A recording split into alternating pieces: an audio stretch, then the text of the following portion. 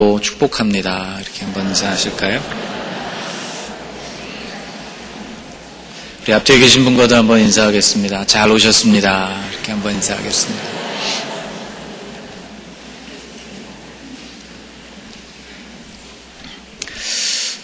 비 내리는 주일 아침 하나님의 전을 찾으신 여러분 한 분 한 분에게 주님이 특별한 은혜를 부어주시기를 소망합니다.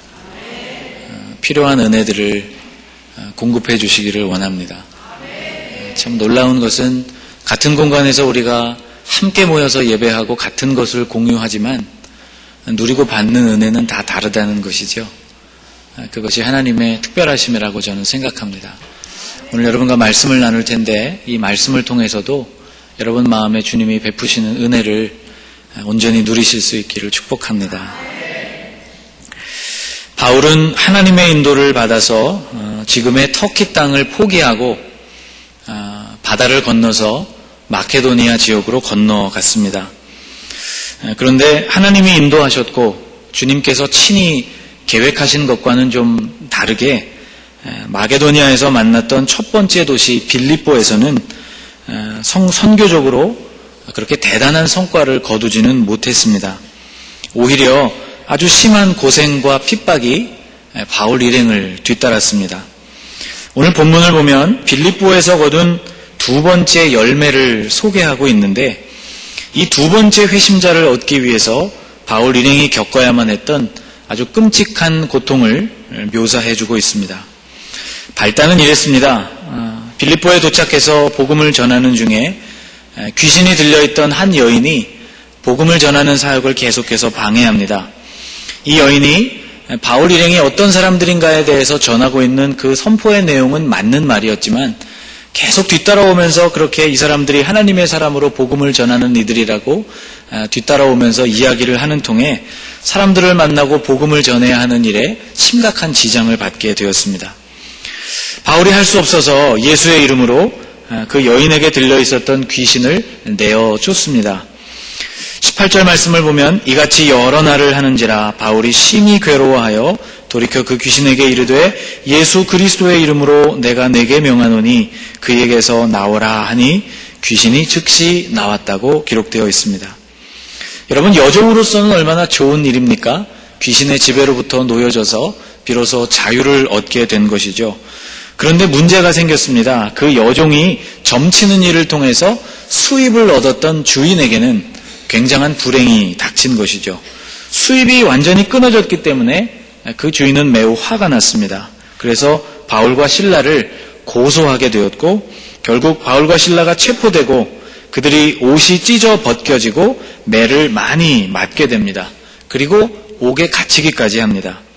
22절부터 말씀을 보면 무리가 일제히 일어나 고발하니 상관들이 옷을 찢어 벗기고 매로 치라 그렇게 명령을 했고 그들이 많이 그들을 친 후에 맞은 후에 옥에 가두고 간수에게 명하여서 이들을 든든히 지키라는 명령을 내리게 됩니다. 오늘 읽어주신 이 본문은 바로 그날 밤 감옥에 갇혔던 바울과 실라에게 일어난 일을 소개해주고 있는 본문입니다. 여러분 좀 이상하지 않습니까? 하나님의 인도하심을 따라서 분명히 주님의 이끄심을 따라서 마게도냐로 왔는데 왜 계속해서 이런 어려움이 뒤따라오느냐 하는 것이죠. 보통 우리 같으면 이런 상황을 만날 때 주로 세 가지로 반응합니다. 절망하고 혹은 원망하고 또는 분노합니다. 왜 나에게 이런 일이 찾아오는가? 아니 하나님의 말씀에 순종했는데 왜 나에게 이런 고난이 오는가? 그렇게 생각하기가 쉽죠. 그러나 오늘 성경에 등장하고 있는 바울과 실라는 좀 달랐습니다. 그들은 이미 이러한 핍박과 매맞음뿐만 아니라 죽음까지도 각오하고 있었던 사람들이었기 때문이죠. 그날 밤 이 깊은 감옥 속에서는 모든 사람의 예상을 깨는 그런 예상 밖의 풍경이 펼쳐집니다. 여러분 그 깊은 밤 감옥 깊은 곳에서 어떤 소리가 들려올 것이라고 상상이 되십니까? 매맞은 죄수들이 끙끙 앓는 소리 혹은 흐느껴 우는 소리가 들려올 것이라고 생각이 되는데 그러나 놀랍게도 그날 밤에 바울과 실라를 통하여 그 깊은 감옥에서 들려온 소리는 기도와 찬송 소리였습니다. 우리 25절 말씀을 한번 같이 읽겠습니다. 한밤중에 바울과 실라가 기도하고 하나님을 찬송하매 죄수들이 듣더라. 아멘. 여러분, 이 기도와 찬송은 그들 속으로 삼키는 그러한 기도와 찬송 소리가 아니었고 입술을 통해서 크게 외쳐서 주변에 있는 죄수들이 다 들을 수 있을 만큼 그렇게 기도하고 찬송했던 소리였습니다. 2013년도 여러분 잘 기억나지 않으시겠지만 뜻밖의 소리라는 제목으로 오늘 본문으로 여러분에게 말씀을 전해드렸습니다. 바로 그때 한밤중 바울과 실라가 기도하고 하나님을 찬송하는 바로 그때 놀라운 일이 일어납니다. 지진이 일어납니다. 감옥의 문이 다 활짝 열리고 죄수들을 묶고 있는 모든 결박이 다 풀어지게 되었습니다. 이 모든 광경을 그 앞에 어떤 일이 일어났는지를 확인한 이 간수는 거의 정신을 잃을 정도였습니다. 여러분 한번 생각해 보십시오. 오늘 본문에 보면 간수가 자다가 깨어서 옥문들이 열린 것을 발견했다고 되어 있는데 자다 말고 일어나서 이 놀라운 광경을 보게 되었으니 얼마나 놀랐겠습니까? 그의 눈앞에는 결코 일어나서는 안 되는 일이 일어나고 만 것이죠. 단단히 잠겨 있어야만 할 감옥의 문들이 활짝 열려 있었던 것입니다. 이 사태의 심각성을 파악한 간수는 절망하고 맙니다. 죄수들은 이미 도망쳐버렸을 것이 뻔하고 그렇다면 자기 자신도 목숨을 부지하기가 어려울 것이라는 판단에 이르게 되어서 이제 모든 것을 포기하고 그가 칼을 빼어서 자살을 시도합니다. 27절에 이렇게 기록되어 있습니다. 간수가 자다가 깨어 옥문들이 열린 것을 보고 죄수들이 도망한 줄 생각하고 칼을 빼어 자결하려 하거늘. 여러분, 이와 비슷한 사건이 사도행전 12장에도 나옵니다. 지역은 마케도니아는 아니었지만 유대의 감옥에 베드로가 갇혀 있을 때 하나님이 천사를 보내셔서 아무도 모르게 베드로를 그 감옥에서부터 이끌어내시죠. 이튿날 죄수가 탈옥했다는 보고를 받은 헤롯이 그 책임을 물어서 파수꾼들을 다 죽였습니다. 그날 감옥문은 굳게 닫혀 있었는데 감옥 안에는 죄수가 없었죠. 그래서 그 책임을 이 파수꾼들에게 돌린 것입니다. 헤롯이 그를 찾아도 보지 못하매 파수꾼들을 신문하고 죽이라 명하니라. 헤롯이 유대를 떠나 가이사랴로 내려가서 머무니라고 기록되어 있습니다. 그런데 지금 빌립보에서는 상황이 조금 달랐습니다. 문은 활짝 열려 있는데 죄수는 다 그대로였다는 것이죠. 저는 이 장면이 지진이 일어나서 감옥문이 열린 것보다도 더 놀라운 사건이라고 생각합니다. 하나님이 죄수들을 묶고 있던 모든 결박을 다 풀어주신 일보다도 이 일이 어쩌면 훨씬 더 놀라운 일이 아닐까 그렇게 생각을 합니다. 바울이 다급하게 소리를 치죠. 28절 말씀해 보면 이렇게 말씀합니다. 바울이 크게 소리질러 이르되 내 몸을 상하지 말라. 우리가 다 여기 있노라. 우리가 다라는 이 말은 바울과 실라를 포함할 뿐만 아니라 모든 죄수들을 포함하는 말입니다. 다른 죄수들도 거기에 여전히 그대로 있었다는 것이죠. 여러분 한번 생각해 보십시오. 감옥에 갇힌 죄수들의 소원이 무엇일까요? 감옥에서 놓여지는 것입니다. 언제 나를 속박하고 있는 저 감옥문이 열려져서 내가 저 문을 통과해서 자유로운 몸이 될까? 그것이 모든 죄수들의 소원입니다. 그런데 그날 밤 지진이 일어나고 옥문이 활짝 열리고 본인들을 구속하고 있는 모든 매인 것도 다 풀려지게 되었습니다. 드디어 그들의 앞에 자유의 기회가 찾아온 것이죠. 어째서 이들은 탈옥을 시도하지 않고 열려진 문으로 나가지를 않았을까? 이것이 굉장한 수수께끼입니다.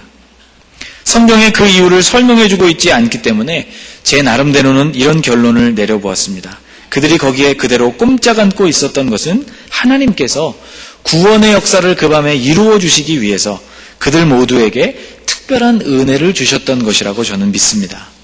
간수와 그의 가정을 구원하시기 위해서 죄수들의 마음까지 하나님께서 붙들어 놓으신 것이라는 확신이 제 마음에 듭니다.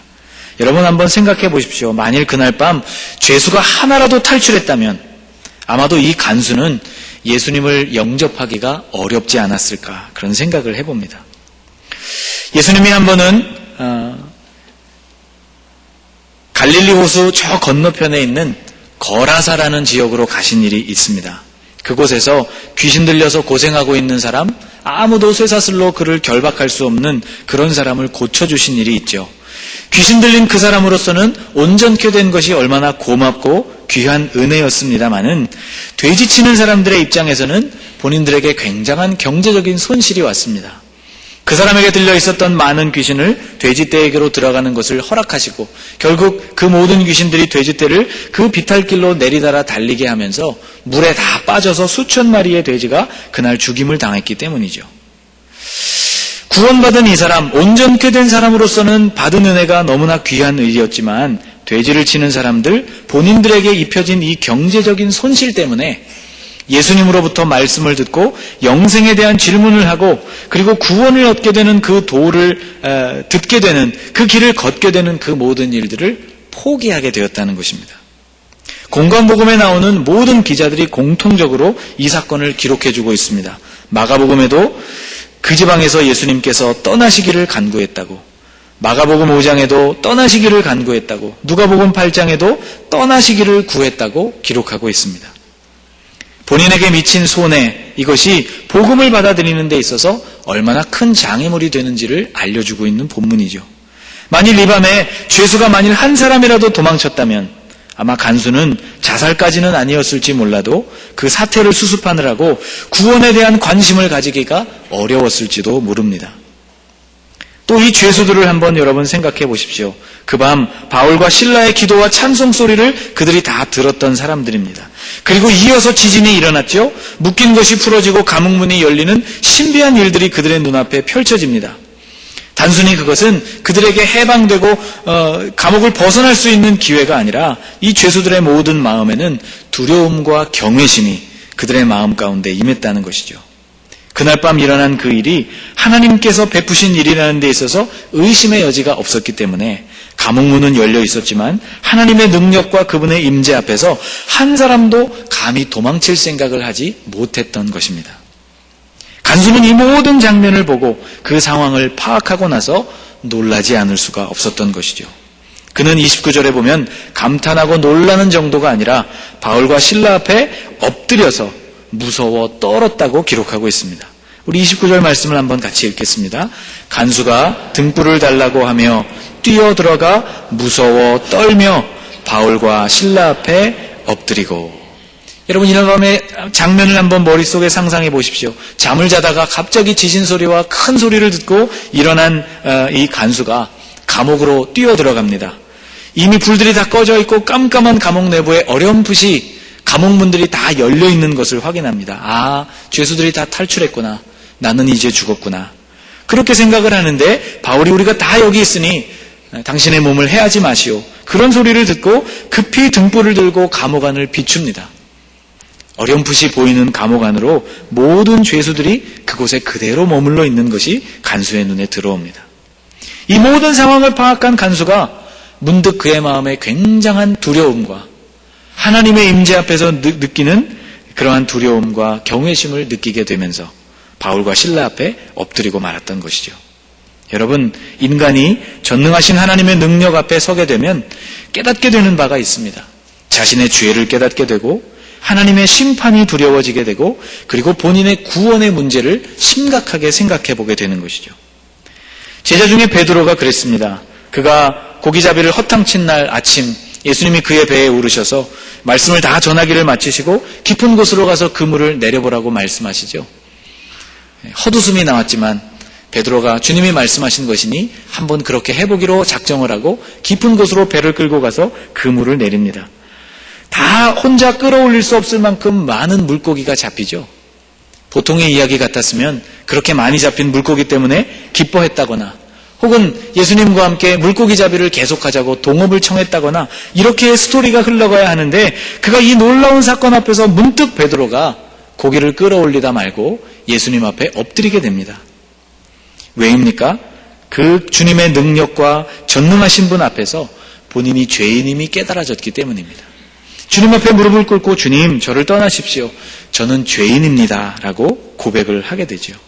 이 간수 역시 자신의 죄와 하나님의 심판과 그리고 본인의 영혼의 구원의 문제를 심각하게 고민하게 되면서 그는 바울과 실라에게 이렇게 묻게 됩니다. 같이 읽어보겠습니다. 선생들이여, 내가 어떻게 하여야 구원을 받으리이까? 할렐루야. 선생들이여, 내가 어떻게 하여야 구원을 받으리이까? 여러분, 하나님이 때때로 우리에게 고난을 주시고 어려움을 만나게 하실 때 주님은 우리로 하여금 우리의 죄를 생각나게 해주시고 우리가 언젠가 하나님의 심판대 앞에 서게 된다는 것을 기억나게 해주시고 우리 자신의 구원의 문제를 고민하게 해주시는 것입니다. 그때 여러분, 우리도 이렇게 물어야만 합니다. 내가 어떻게 하여야 구원을 얻을 수 있을까? 바울은 그 구원의 길을 아주 명쾌하게 제시합니다. 31절 말씀에 이렇게 되어 있죠. 같이 한번 읽겠습니다. 주 예수를 믿으라. 그리하면 너와 내 집이 구원을 받으리라. 아멘. 주 예수를 믿으라. 그리하면 너와 내 집이 구원을 받으리라.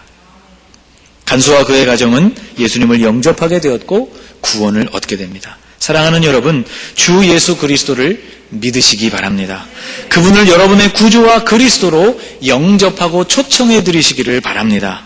그러면 우리의 영혼이 구원을 얻게 되는 것입니다.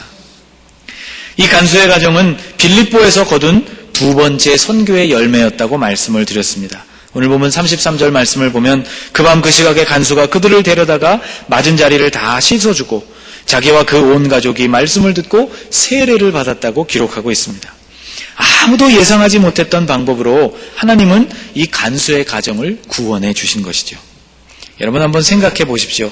만일 이런 특별한 방법이 아니었다면 그날 그 빌립보 감옥 저 깊은 곳에 갇혀 있었던 죄수들이 어떻게 하나님을 찬송하고 기도하는 소리를 들을 수 있었겠습니까? 이런 방법이 아니었다면 간수가 어떻게 바울 일행을 만날 수 있었겠습니까? 이런 방법이 아니었다면 간수가 어떻게 본인의 구원의 문제를 심각하게 고민할 수 있었겠습니까? 이런 방법이 아니었다면 간수가 어떻게 자기의 책임하에 있었던 죄수의 말을 듣고 그 죄수의 말을 듣고 전도를 받아들여서 구원을 얻을 수 있었겠습니까? 하나님이 이런 놀라운 일들을 일으키는 데는 다 목적하신 바가 있었다는 것입니다. 바울과 실라는 빌립보에서 열매도 별로 없이 고생만 하고 있는 것처럼 보여졌지만 실은 하나님께서 바울 일행을 아주 섬세하게 그들을 인도하고 계셨던 것을 우리는 보게 됩니다. 사실 빌립보에서 이런 일은 처음이 아니었습니다. 간수의 회심 바로 직전에는 루디아라는 여인이 회심했습니다. 사실 빌립보 선교의 열매라는 것이 이 두 가정이 전부입니다. 루디아의 가정이 구원받은 것, 간수의 가정이 구원받은 것. 그게 빌립보 지역의 선교의 모든 열매입니다. 다른 지역과 비교해보면 턱없이 부족하죠. 다른 곳에서 한 번 말씀을 전할 때 수많은 사람들이 그리스도께로 돌아온 것에 비하면 빌립보에서 전도한 일에 실패했다고도 볼 수 있을지 모릅니다.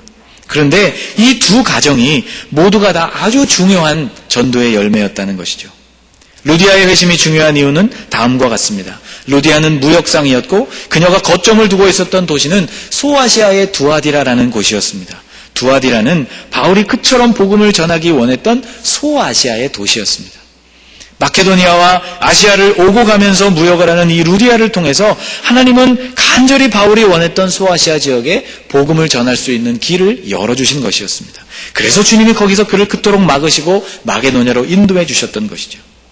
이 루디아의 가정에서 유럽 최초의 교회가 시작됩니다. 빌립보 최초였고 마게도니아 최초였고 유럽 최초였던 그 교회가 그 가정에서부터 탄생합니다. 비록 양적으로 많은 열매는 아니었지만 하나님은 이 회심한 사람들을 통해서 아주 중요한 복음 사역을 이어가고 계셨던 것이죠. 인도하심을 따라 빌립보에 왔는데 왜 이런 일들이 나에게 생길까? 아마도 바울 일행 중에 그런 생각을 하는 사람들이 있었을지도 모릅니다. 그러나 하나님께는 다 계획이 있었습니다. 저를 한번 따라해 보시겠어요? 하나님께는 다 계획이 있습니다. 눈을 감고 한번 따라해 보십시오. 하나님께는 다 계획이 있습니다. 할렐루야. 여러분, 하나님은 여러분의 인생을 향한 아주 놀라운 계획을 이미 가지고 계십니다. 하나님은 고난을 통해서도 그분의 구원의 계획을 하나하나 차근차근 이루어 가시는 분이십니다. 여러분, 기대하지도 않았고 원하지도 않았던 그런 어려움을 만나서 힘드신 가운데 여러분 계십니까? 주님은 우리보다 훨씬 더 멀리 그리고 훨씬 더 환히 보시는 분이시라는 것을 기억하십시오. 하나님이 이사야서에서 우리에게 이렇게 말씀해 주셨습니다. 이는 내 생각이 너희의 생각과 다르며 내 길은 너희의 길과 다름이니라. 여호와의 말씀이니라. 9절은 같이 한번 읽어볼까요? 이는 하늘이 땅보다 높음같이 내 길은 너희의 길보다 높으며 내 생각은 너희의 생각보다 높음이니라. 아멘. 하늘이 땅에서 여러분 얼마나 높습니까? 하나님의 생각이, 주님의 계획이 우리의 생각과 계획보다 그처럼 높고 위대하다는 말씀입니다.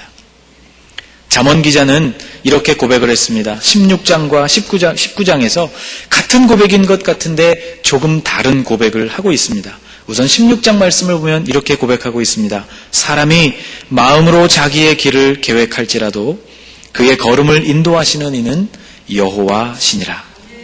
같이 한번 읽어볼까요? 사람이 마음으로 자기의 길을 계획할지라도 그의 걸음을 인도하시는 이는 여호와시니라. 아멘.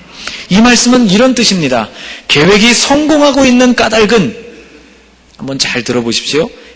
내가 세운 계획이 성공하고 있는 까닭은 그 계획이 좋기 때문이 아니라 하나님께서 당신의 계획대로 나의 발걸음을 인도해주고 계시기 때문이라는 것입니다. 또 잠언 19장에는요, 이런 말씀도 있습니다. 같이 한번 읽어보겠습니다. 사람의 마음에는 많은 계획이 있어도 오직 여호와의 뜻만이 완전히 서리라. 이 말씀은 반대로 이런 뜻입니다. 아무리 잘 세워진 계획이라도 계획대로, 그렇게 생각대로 흘러가서 계획이 이루어지지 않는 이유는 그 계획이 하나님의 뜻과는 조금 다르기 때문이라는 말씀입니다. 하나님은 더 완벽한 주님 당신의 계획을 이루어 가시는 분이십니다. 바울은 그의 삶에서 특별히 전도 여행을 경험하면서 수도 없이 그렇게 하나님의 계획을 이루어 가시는 하나님을 발견한 바 있습니다. 그래서요, 바울이 이런 고백을 합니다. 로마로 보내는 편지 가운데 이런 아주 유명한 고백이 나옵니다.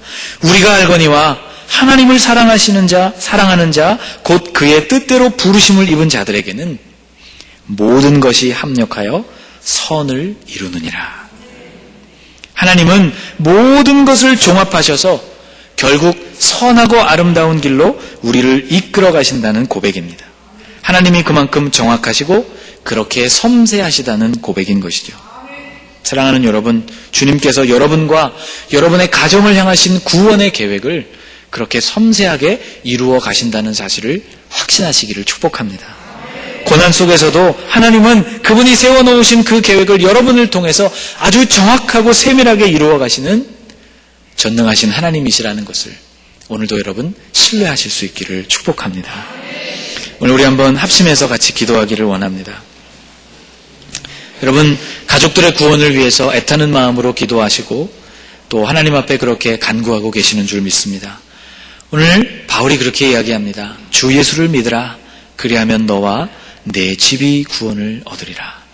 하나님을 복음 가운데로 우리를 이끌어 가신 그 하나님께서는 하나님의 때에 우리의 가족들도 우리를 통하여서 주님의 복음의 진리 가운데로 그들을 이끌어 가시고 그것을 원하시고 그렇게 우리를 인도해 가신다는 것을 오늘 여러분 확신하셨으면 좋겠습니다. 또 여러분 원치 않는 여러 가지 어려움과 시험과 고난을 만나서 내가 주님의 뜻을 따라 살아보려고 애쓰는데 왜 나에게 이런 고난이 계속해서 겹쳐올까? 그런 실망하고 원망하는 마음이 드신다면 오늘 다시 한번 신실하신 그 주님을 붙드실 수 있기를 바랍니다. 당신의 계획을 정확하게 이루어 가시는 그 좋으신 주님의 손을 오늘 한 번 더 붙드실 수 있기를 바랍니다. 오늘 우리가 그렇게 기도하십시다. 하나님, 주님의 작정하신 구원의 계획을 이루어 주시고 내가 이 신실하신 주님 계획을 이루시고 성취하시는 하나님을 끝까지 의지할 수 있도록 모든 것을 합력하여 선을 이루어 가시는 주님을 의지하는 믿음의 사람이 되게 하여 주옵소서. 우리 그런 마음으로 한번 같이 기도하겠습니다. 살아계신 하나님 아버지, 오늘 우리의 마음에 절망과 낙심이 찾아오는 이유는 우리가 신실하신 주님을 의지하지 못하기 때문임을 발견하게 하시니 하나님 감사합니다. 하나님, 바울과 실라가 숱한 고난과 어려움 속에 처해 있을 때에도 그들의 입술을 통하여 찬송과 기도가 흘러나올 수 있었던 것은 신실하신 주님에 대한 확고한 믿음이 그들의 마음 가운데 있었음임을 오늘 저희로 깨닫게 하여 주시니 하나님 감사합니다.